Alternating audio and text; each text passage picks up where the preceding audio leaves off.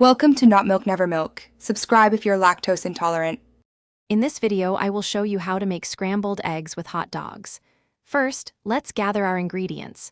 You'll need 2 to 3 large eggs, 1 to 2 hot dogs, and 1 tablespoon of butter. Don't forget a splash of milk or cream, plus salt and pepper to taste. Make sure you have a non-stick pan and a whisk ready for cooking. This simple meal is quick and satisfying. Now, let's get everything prepped. Take your hot dogs and slice them into small, bite-sized pieces, about 1/4 inch thick. Next, crack your eggs into a bowl. Add a splash of milk, a pinch of salt, and a dash of pepper, then whisk everything together until it's well combined and slightly frothy. Get your non-stick pan heating over medium heat. It's time to cook. Melt 1 tablespoon of butter in your heated non-stick pan.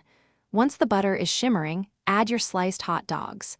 Cook them for about 3 to 5 minutes, stirring occasionally until they are lightly browned and heated through.